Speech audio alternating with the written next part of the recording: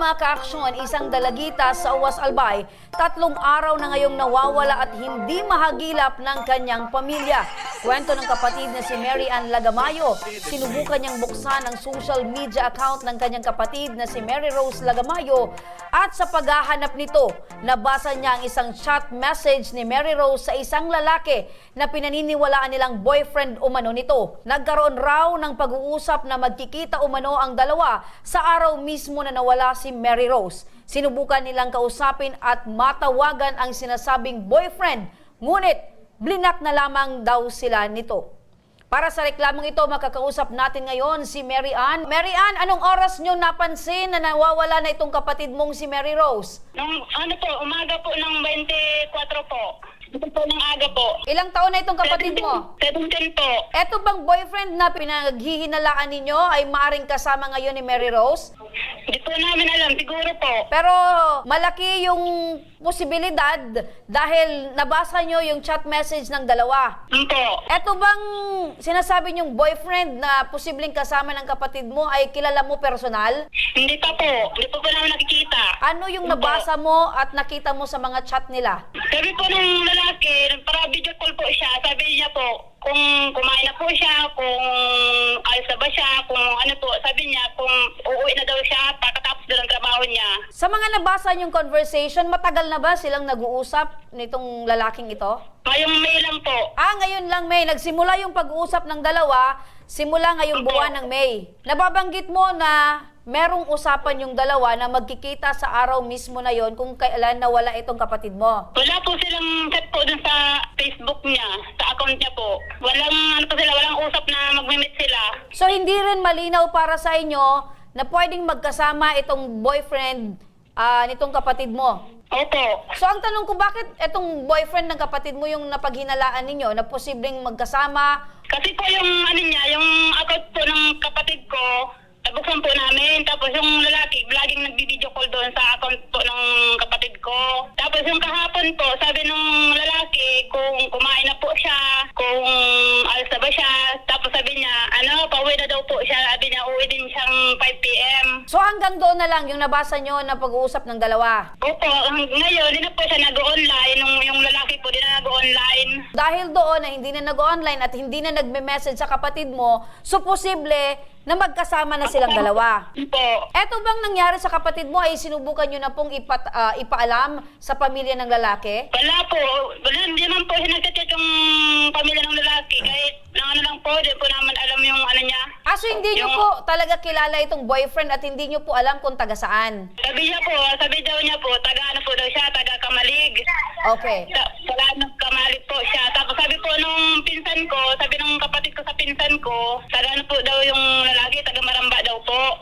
Dito po sa Uwas. So hindi nyo Opo. sigurado kung taga saan po talaga itong boyfriend ng kapatid ninyo? Po. Bukod sa maaring boyfriend niya ngayon yung kasama, may iba pa kayong pinaghihinalaan na maaring punta nitong kapatid nyo? Wala na po, sir. Okay, so hindi talaga ito para palalabas itong kapatid nyo? Wala na po kami pag-iinala na iba. Yun lang po kasi yung namin, yung pinag-iinalaan. Opo, before ito ma'am na umalis sa inyong bahay ma'am, meron bang problema muna ito or pinagdadaanan itong kapatid nyo bago ito umalis sa inyong bahay? Wala naman po, sir. Ewan ko po sa kanya kasi dito naman, lagi naman nasusunod yung gusto niya. Opo, so ibig sabihin ma'am, kahit kayo ma'am, wala kayong pwedeng dahilan kung bakit umalis ito sa inyong bahay. Opo, wala po kaming kung anong dahilan niya bakit siya umalis. Etong pangyayari ba ma'am, ay na-report nyo po ba ito sa PNP? Wala pa po, kasi malayo po yung police station po sa amin. So ibig sabihin wala pa, kahit sa barangay nyo ma'am, hindi nyo po na ipablatter sa... Barangay lang po. Kahapon lang po namin pig-blatter yung lalaki po. So ibig sabihin ma'am, nagpa-blatter na kayo dun sa barangay ng lalaki. Hindi po, dito po sa amin po sa Badian. Kamusta naman yung pagpa-blatter nyo ma'am? Meron na bang aksyon itong barangay sa maaring Wala pa makatulong? po. Kahit nga po tawag, wala. Sa loob ng 3 araw ma'am hanggang ngayon, wala pa talaga kayong update regarding po dito sa kapatid nyo? Wala pa po. Pang ilang kapatid nyo po ito? Ang 5 po. Ilan po kayong magkakapatid? 6 na lang po ngayon kasi yung kapatid kong isa namatay na po din. Ano po yung nararamdaman nyo na 3 araw na po na wala po kayong update patungkol po kay Rose? Nag-aalala po, nag-iisip kung saan po namin hanapin. Kasi po, di naman alam kung saan. Ate Mary Ann, makinig po kayo dahil sa aming pong pag-iimbestiga dahil nababanggit po ninyo na posibleng nasa Kamalig or nasa UWAS. So wala po malinaw na lugar kung saan po naroroon ito pong kapatid po ninyo. Napag-alaman po namin sa aming pong pag-iimbestiga na ito pong kapatid po ninyo ay nasa Kamalig. Nasa Kamalig po itong posible na kinaroroonan po ng kapatid po ninyo. So dahil dito, kami po ay agad na nakipag-ugnayan sa Kamalig Municipal Police Station para malaman po natin at makatulong po sa inyo pong paghahanap dito po sa kapatid po ninyo. Ang bata po ay nandito na sa aming himpilan. Siya po ay nirecover ng aming tropa doon sa Barangay Palanog, Kamalig, Albay. Masaya po kasi mabuti na hanap niya, naligtas po siya. Sarap po makauwi na po siya dito. Ma'am Gregasin, ano po yung ginawa nating process para ma-backtrack natin kung nasaan po itong yung nawawala po, ma'am? Nag-imbestiga din kami. Pinuntahan po siya doon sa naroroonan na nalam namin. Pinuntahan po siya ng tropa doon. Eto pong si Rose ay nahanap po ninyo doon po mismo sa lugar or bahay po ba ng lalaki? Yes po, ma'am. Ayun. So, ibig sabihin, right after po na nakarating po sa inyo ito pong report na ito, ay ora mismo po kayong pumunta doon po sa bahay ng lalaki na pinaghihinalaan pong boyfriend nitong si Rose. Opo. Ang masasabi ko lang, siguro sa bahay, we should provide or mag-provide tayo ng magandang atmosphere, may attention yung mga bata, para din hindi nila makita na may pagkukulang sa sarili nila. Ang mga magulang dapat din mag-establish ng magandang relasyon sa kanilang mga bata, atensyon, kahit gaano pa man ka-busy. Kasi hinahanap talaga yan ng mga kabataan. Kahit i-deny nila na kailangan nila, hindi nila yan kailangan, pero kailangan nila yon. Sa mga kabataan, oo, nandun tayo na YOLO, you only live once, pero kailangan din maging wise o maging mapanuri ng mga sitwasyon. Ganyan, bata pa. Parang paano din ma-enjoy yung pagiging youth kung mapupunta na doon sa pag-aasawa, di ba? Dapat maraming guidance, maraming advice, maraming istorya ang dapat pakinggan para magpunta doon sa isang chapter na kung saan ay hindi dapat pagsisihan. Nadatnan nyo po yung bata doon, meron pong magulang or meron po bang kasama?